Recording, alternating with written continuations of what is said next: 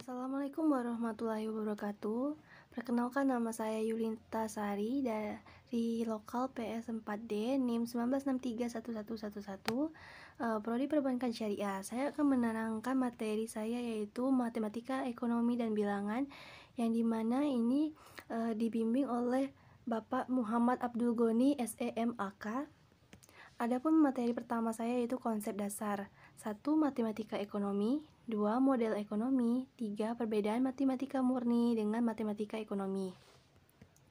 Matematika merupakan suatu alat analisis yang digunakan dalam berbagai bidang ilmu, salah satunya ilmu ekonomi, karena fungsinya sebagai salah satu alat atau analisis. Maka matematika bersifat pendukung. Keberadaan ilmu matematika diharapkan dapat memudahkan seseorang memahami ilmu yang dipelajarinya. Misalnya, dalam ilmu ekonomi, perilaku pelaku ekonomi atau konsumen dimodelkan dalam sebuah fungsi matematika sebagai implikasi dari teori-teori yang ada di dalamnya, atau hukum permintaan atau teori utilitas dan lain-lainnya. Selanjutnya, matematika ekonomi merupakan salah satu terapan dari matematika murni. Oleh sebab itu, matematika murni dipelajari sebagai dasar untuk memahami matematika ekonomi. Namun, tidak semua topik dalam matematika murni yang dipelajari untuk memahami matematika ekonomi dan bisnis. Adapun topik-topik yang mempelajari matematika murni yang bersangkutan antara lain yaitu fungsi, program linier, matriks, deret, dan kalkulus, atau limit, turunan, integral. Selain itu, penggunaan variabel-variabel juga diberlakukan dalam matematika, ekonomi, dan bisnis. Biasanya, variabel yang digunakan dalam matematika murni adalah X, Y, dan Z. Nah, sebagai contoh, dalam penganalisian permintaan, ahli ekonomi mengasumsikan bahwa konsumen mencari kepuasannya atau kegunaan yang maksimum, sehingga konsumen akan secara rasional mengkonsumsi lebih banyak suatu produk yang harganya menurun dan sebaliknya. Ada beberapa model ekonomi yang digambarkan dalam buku ini. Sebagai contohnya, harga pasar equilibrium atau equilibrium market price, harga pasar equilibrium atau perubahan, equilibrium market price atau change in, tingkat pendapatan nasional equilibrium atau equilibrium level of national income, pengganda atau multiplier. Lihat juga ini ada di econometrics, hypothesis testing, endogenous variable. Nah, matematika ini terapan berbeda sekali dengan matematika murni. Perbedaannya adalah di dalam matematika murni, simbol mewakili konsep yang abstrak, di mana sifat-sifat yang dimilikinya ditentukan dengan definisi. Sedangkan dalam matematika terapan, kebanyakan simbol yang digunakan mewakili variabel yang dapat dilihat dalam kejadian yang nyata. Adapun dalam matematika ekonomi dan bisnis, variabel-variabel yang digunakan melambangkan suatu istilah ekonomi. Misalnya P itu sama dengan harga, C sama dengan biaya, Q jumlah yang diminta atau ditawarkan, R sama dengan penerimaan, L sama dengan investasi, dan I sama dengan tingkat suku bunga. Adapun selanjutnya model ekonomi. Nah, adapun pengertiannya, model ekonomi ini adalah suatu konsep atau model yang menggabungkan dua atau lebih variabel yang di dalamnya terdapat pertama, menjelaskan hubungan yang ada di antara variabel-variabel. Kedua, menggambarkan hasil ekonomi dari hubungan tersebut. Tiga, memperkirakan akibat perubahan variabel terhadap hasil perekonomiannya.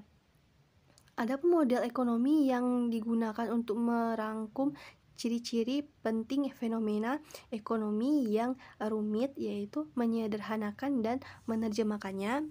Dapat dilakukan pengambilan penganalisian yang dapat dipahami. Biasanya tugas ini menuntut pembuat model ini untuk membuat asumsi terhadap sesuatu yang disederhanakan tentang perilaku manusia. Jadi pada intinya, matematika murni itu matematika yang berkaitan langsung dengan sains. Contohnya seperti berkaitan dengan fisika, ilmu navigasi, dan lain sebagainya. Sedangkan matematika terapan adalah matematika yang berkaitan dengan bidang bisnis, seperti cara menghitung inflasi, deflasi, keuntungan, dan lain sebagainya. Nah, ada pun masuk ke materi selanjutnya yaitu bilangan. Pengertian bilangan sendiri itu adalah suatu konsep matematika yang digunakan dalam pencacahan dan pengukuran. Simbol ataupun lambang yang digunakan untuk mewakili suatu bilangan disebut sebagai angka atau lambang bilangan. Dalam matematika, konsep bilangan selama bertahun-tahun lamanya telah diperluas dan meliputi bilangan nol, bilangan negatif, bilangan rasional, bilangan irasional, dan bilangan kompleks. Nah, dari situ ada pun prosedur-prosedur tertentu yang mengambil bilangan sebagai masukan dan mengambil bilangan lainnya sebagai keluarnya, disebut sebagai operasi numeris, operasi uner, atau mengambil satu masukan bilangan dan menghasilkan satu keluaran ya bilangan operasi yang lebih umumnya ditentukan oleh ditemukannya adalah operasi biner. Nah, yang mengambil dua bilangan sebagai masukan dari menghasilkan satu bilangan sebagai keluaran ini.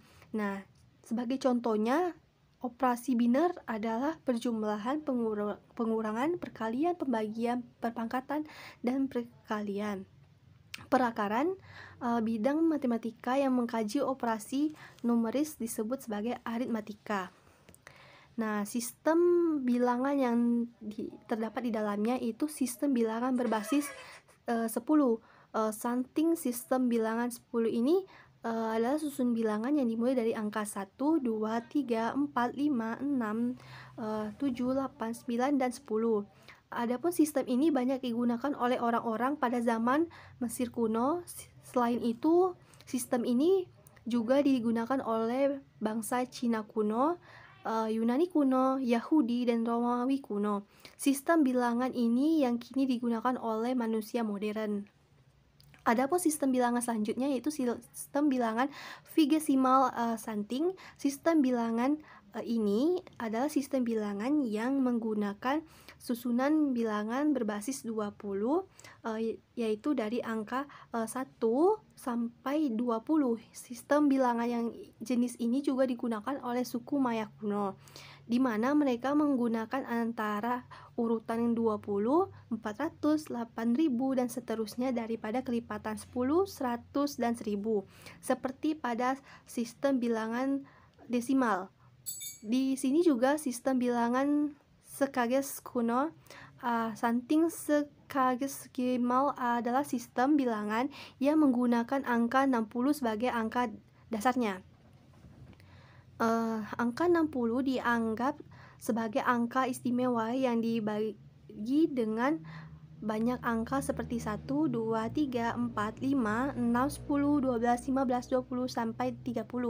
Sistem bilangan ini juga digunakan oleh bangsa Babilonia kuno, di mana sistem bilangan caca disimbolkan dengan huruf W atau whole numbers adalah bilangan 0, dan bilangan bulat positif yaitu 0, 1, 2, 3, 4, sampai seterusnya.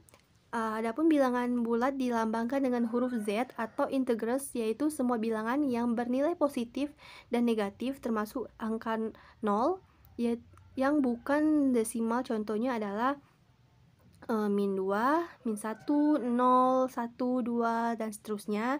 Selanjutnya bilangan prima. Nah, bilangan prima ini adalah suatu bilangan yang lebih besar dari angka 1 yang hanya bisa dibagi dengan angka 1, dan bilangan ini sendiri serta tidak dapat dibagi dengan bilangan lainnya. Contohnya angka 2, 3, 5, 7, 11, 13, 17, 19, dan seterusnya.